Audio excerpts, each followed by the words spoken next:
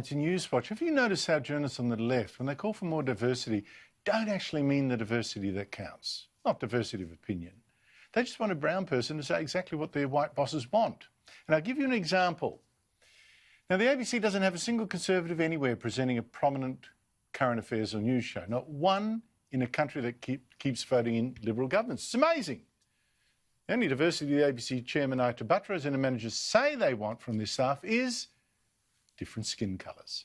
And this came to a head Sunday a week ago when the ABC's Insiders program got 3 whites to talk about the race protests, which meant presenter David Speers had to do a humiliating communist-style self-criticism last Sunday.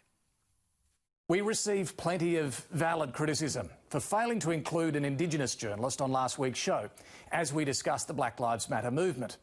Our panellists made some excellent points, but as a program, we lacked an important perspective. Insiders does need to do a better job at bringing more diverse insights into the political debate.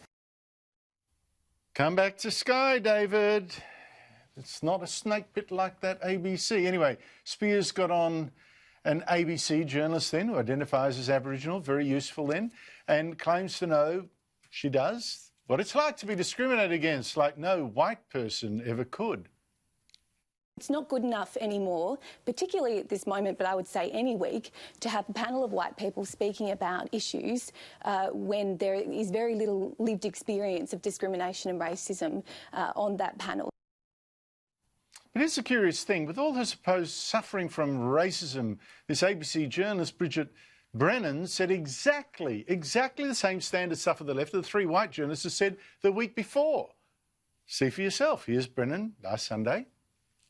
They were there for much more serious issues. They're there to talk about systemic racism. We have to have a much more sophisticated view of all the issues we need to deal with in this country, including place names, including the legacy of statues, including the way that we memorialise and celebrate some of our Indigenous heroes in this country. We can look forward as well as correcting some of the deep inequalities in this country. We can be a mature nation to do that. And I think that's what the Royal Commission into Black Deaths in Custody all those years ago understood. It understood the legacy of history on those people's lives.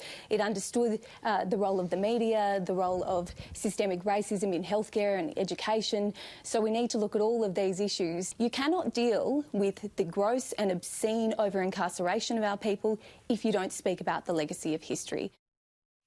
Wow, what a harangue. But here are the 3 white leftists the week before saying exactly the same. Deaths in custody, systemic racism, is all white racism, terrible history, blah, blah, blah. Have a look. The problem clearly is the incarceration rate, the fact that they are there at all. It is way out of whack with their representation in the overall population. It is a stain on our nation. It's a protest about an issue here that's hugely important, needs to be raised. With all those deaths in custody and a long history of racism. Look, I largely agree with both Patricia and David. Of course they do. Of course they do. They all agree with each other over there. Joining me is Gerard Henderson, columnist for The Australian, head of the Sydney Institute and author of the Media Watchdog blog. Gerard, you alerted me to this. Did you notice any difference in the message between a white leftist and an Aboriginal one? Well, I thought that Bridget Brennan made a good contribution to the program. I think the essential problem was the previous week, where everyone agreed with everyone else, and in the manner that's so common on the ABC. It's a conservative-free zone, so you get a room full of people who are left of centre or beyond that, and they all agree with one another. Last week's program, I thought there was some disagreement on it, so I thought it was a better program, but that's uncommon. And as for the apology, well, there you go. I mean, it took the ABC a long time to work this out, but the real problem is a lack of general diversity, a lack of in all areas in so many programs. Well, I wonder whether the ABC really is that worried about diversity, Gerard. It got David Speers to read out that humiliating self-criticism. Meanwhile, all the ABC's main TV presenters are white.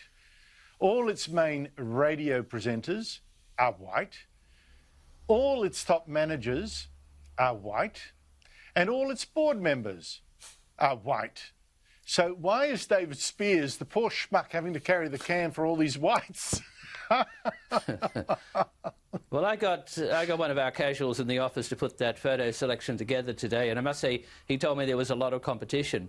There are just so many. Look, to be fair, the ABC board is appointed by the government, but everyone else in that lot, everyone else is appointed essentially by the ABC managing director.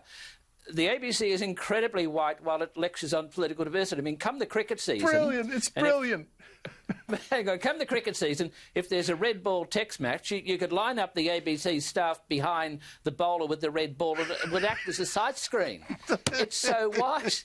And then they're lecturing us about political diversity and they don't practice it except at the lower level. But everyone who's got a high-paid job at the ABC, virtually everyone, is white. And they lecture us, so there you go. I mean, there's just no self-awareness there.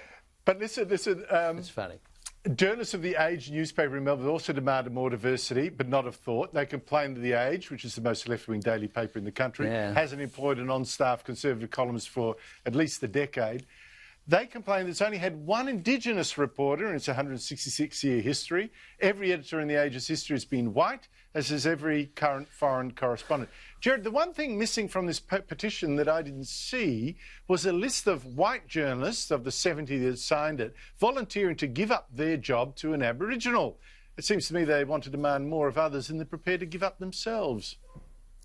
Well, I noticed that too. I thought I might have slipped off my bit of paper that I had, but perhaps it wasn't there in the first place. But this is, again, this is an extension of what happens on the ABC, that a very left-wing newspaper now suddenly decides, discovers after, over 100 years that it doesn't have any Indigenous supporters, and then the staff send a letter off. But some of these staff must have been involved in some of these appointments, and if they do feel so strongly, and I can understand why they do, they can always give up their job. If you advertise for Indigenous reporters in the ABC, on The Age in Melbourne at the moment, you would get a queue of people outside the door. So there are plenty of people there if these people with the highest sense of morality want to actually practice it and give up their jobs.